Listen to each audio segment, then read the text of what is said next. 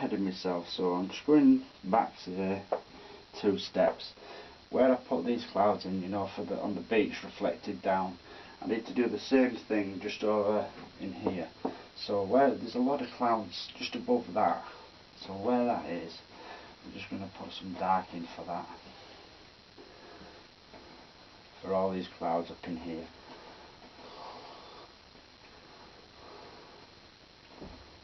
There. That's it, just reflect them down in the water. See, the ones that we did before probably weren't dark enough as well. So you can go back just into these areas where I did the ones before. I can just make them darker too.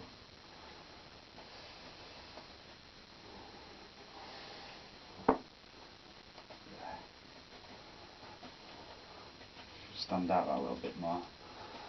So we can go over them darks and just put some of that in. And just up in here we've got a few things as well.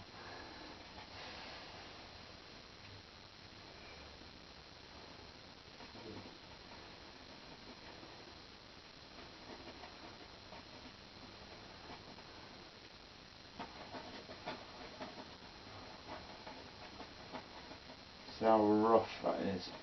It'll work a treat. Just be loose with it when you're doing these clouds reflected onto a beach. You want to be really, really loose.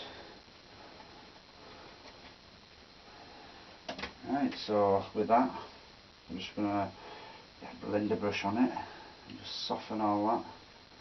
Being careful up here in the light areas to just tickle it, so you don't drag that colour into them lovely light spots.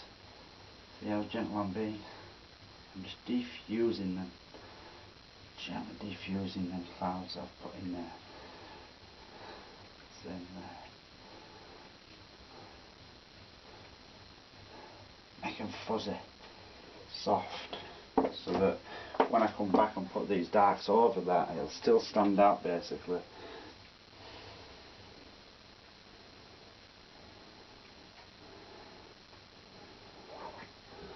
Right, so we've got this dark colour again, and back to that, and what we were doing before. So just over here, where these pebbles start, is quite high actually. We're talking about here. And start, first of all, it looks like a strip if you like, with dark. I'm just trying to open the bristles a bit now. See that? Just like that, so that when I come in here it's not just a solid straight line. Same in there. You can actually tap, sometimes just tap with a fan brush into that, and that'll help your bristles to open, so that when you come back in here and you just tap, it's quite random. I want that to go along.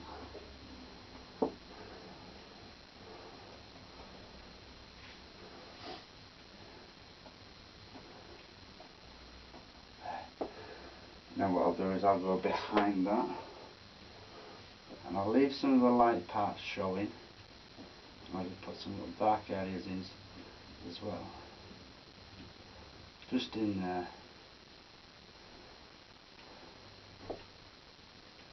Leaving them light parts in still, just underneath it. Don't kill all the dark, light for this.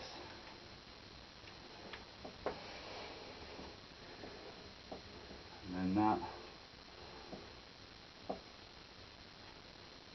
area basically fizzles out to more or less nothing.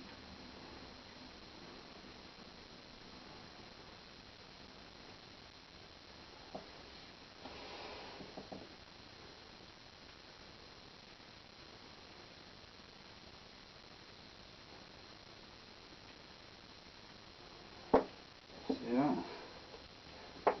Right, and then same thing. We'll be coming along here, and it's about there. I want to go straight over this cloud that I did.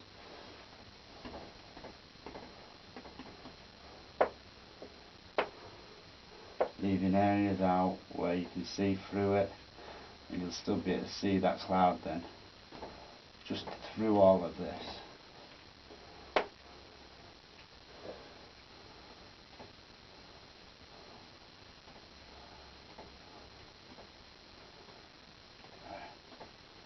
That's one layer, and then behind that again you can come back and you can just paint a few little individual tiny, like little holes in the sand.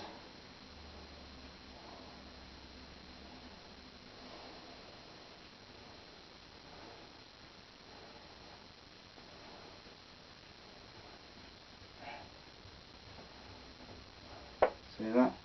So it's not solid. You can see the clouds underneath it all. Some people think it's pointless doing that, but it's not, because that's still going to remain there.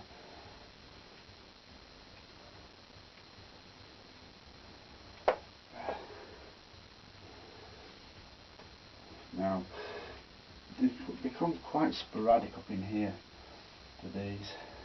So I'm just gonna take some time, but I'm just gonna here and there leave a few gaps where you can see the light through. And then this will actually come up to this area here. Now and again you can tap with the corner of the brush just to fill in an area. See that? Just tap in and then come back in between after reloading. I'll put a load more nicer intentional marks in there, just in between.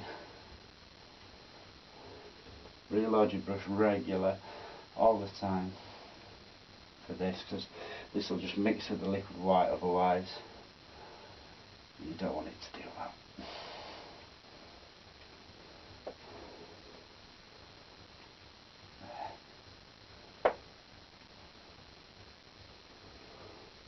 Reminds me so much of my days in Munton. I love it. Brings back some right memories. Still love going crabbing and all that kind of stuff. Fishing.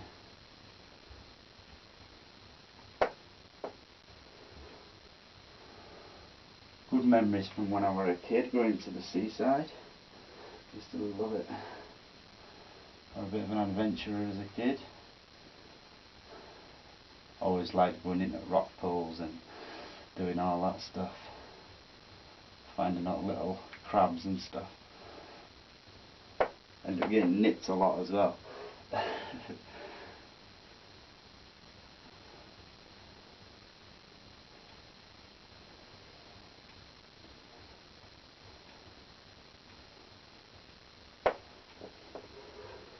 So we'll bring these two areas together by just joining some of these dark areas.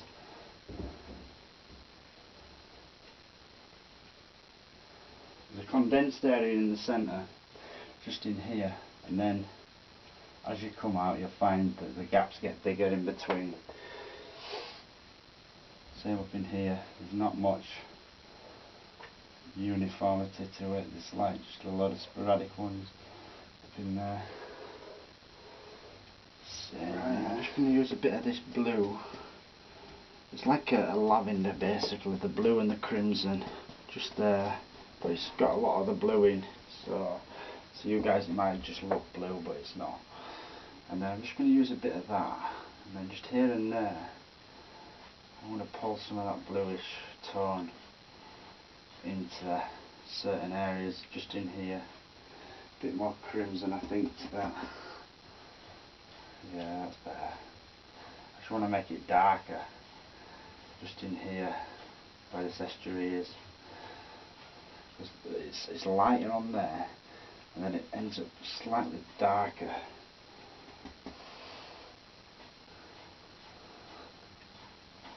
I'm just putting these little shadows in that'll make it look nice and moody and dark. Now I can do the exact same thing over this side. I can actually pull that in certain areas just to make it look a bit more moody, a bit darker, more crimson to it. There. That's it. This estuary has like lots of lovely shadows going on in it, especially up in these areas.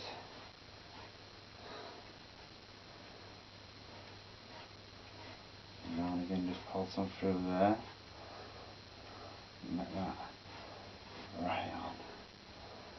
Same in here. I want to leave less of the yellow here than is up there really.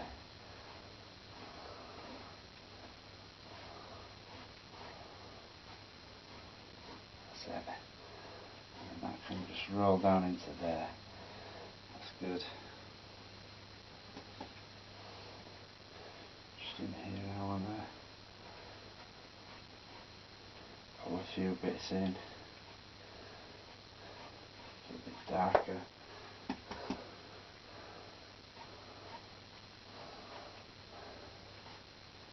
I want it light in these areas because it makes it stand out more for this. So that's cool.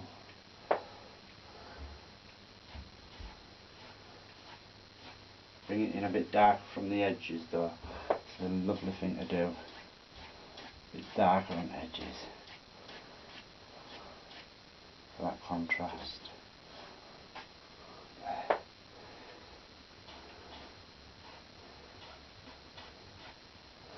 Right, so now I'm back to my fan brush again, with the darks on. Just in here, I was tapping and putting some of the holes in. I want to leave quite a bit of light showing through though there.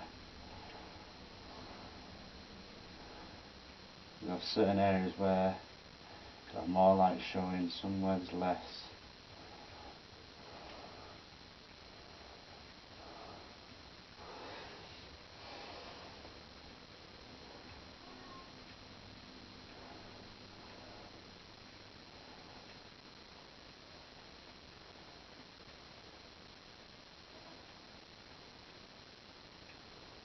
Where this is here as well, clear view sporadically, just along there every now and again.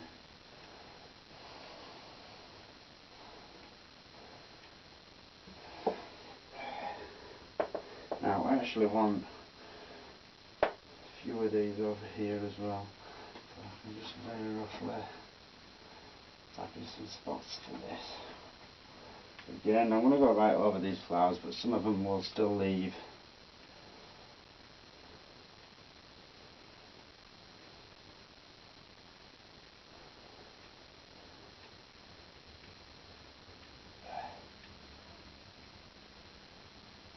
That's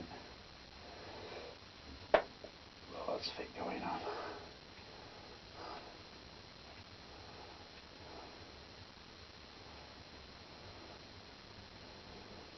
Really go to town with it.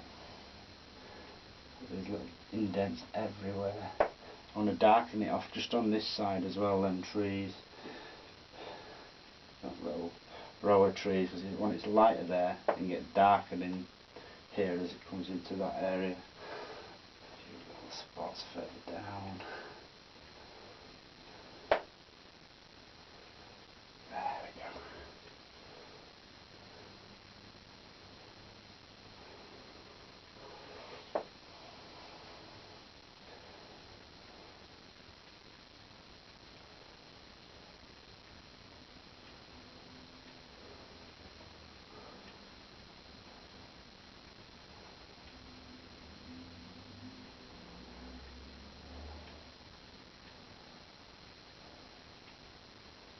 Nice one.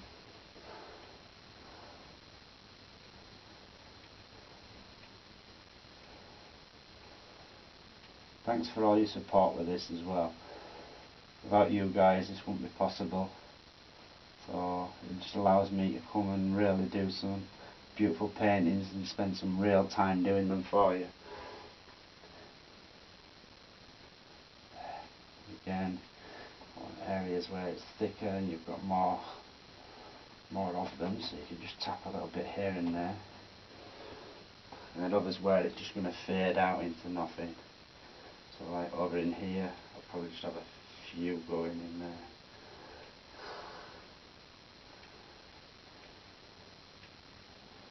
Not as many. And have it sparse. So I want to see them clouds through it, you see. Cloud reflection on the beach, I want to see that through these.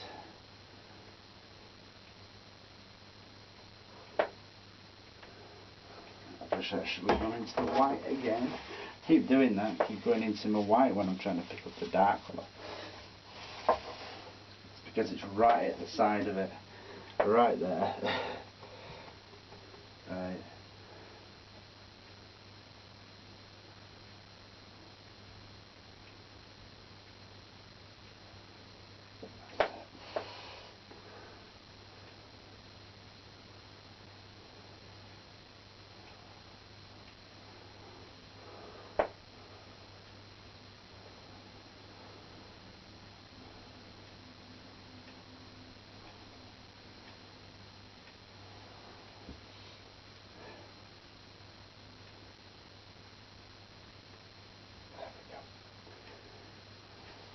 Never did it again. You gotta keep watching for that.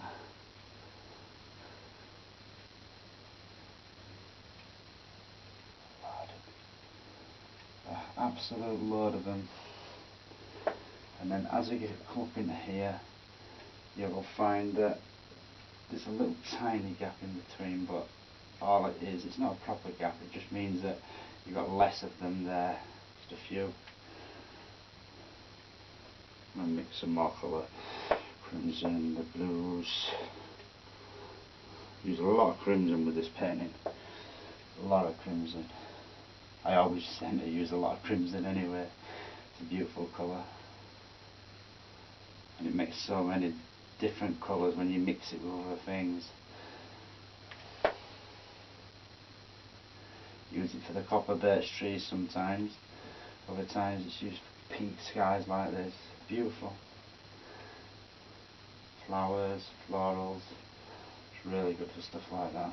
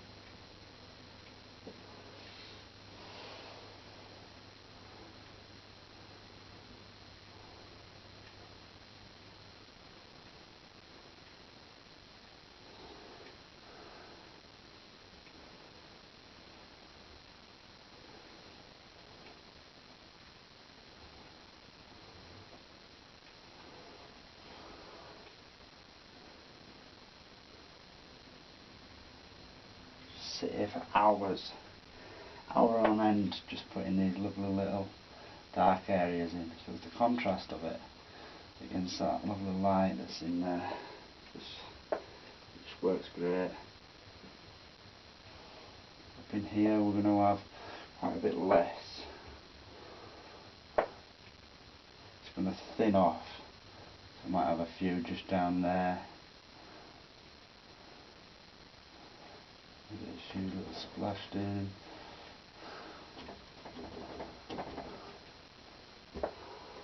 And then I can just from them.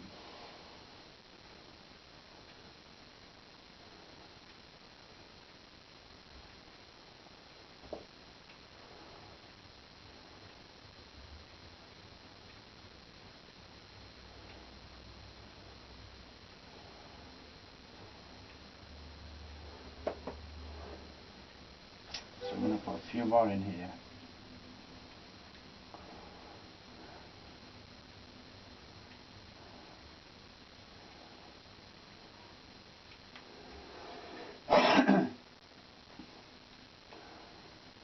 Lots going on.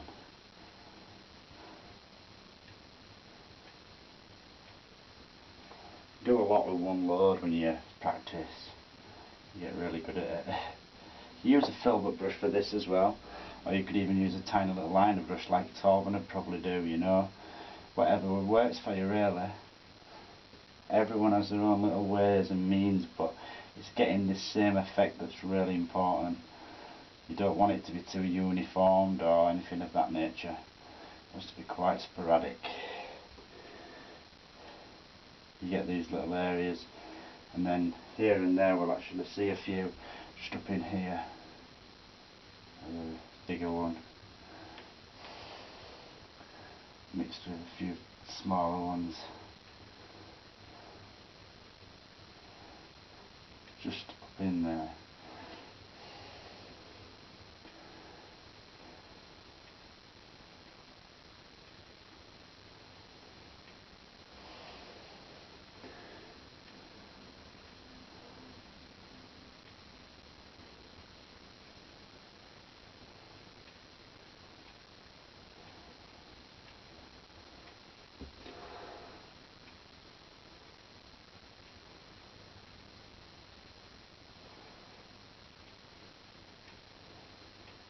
Yeah, and then just be very gentle, pick them out. Because on these mud flats you do get them coming right through. Now I'm actually going to mix some white intentionally now. I want it to be lighter.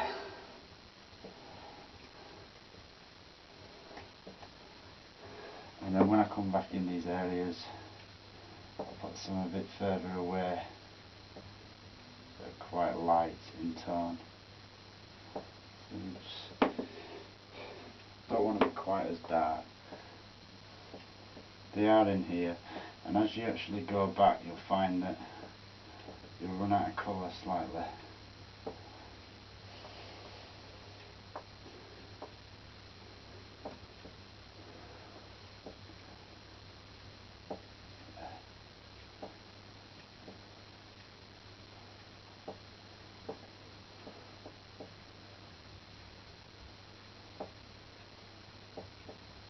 You can just sit here for hours upon hours sometimes just doing this. Well worth it. The effects at the end just really buzz you up. You won't be able to take your eyes off this painting once you've done it. It's one of them.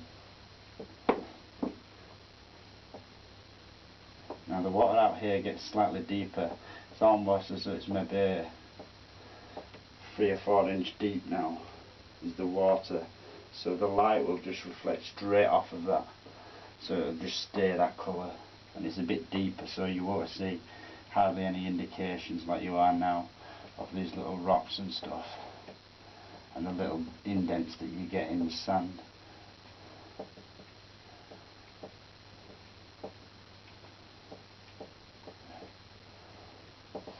Even in here you can put a few of the lighter ones. They stand out best in the yellow area.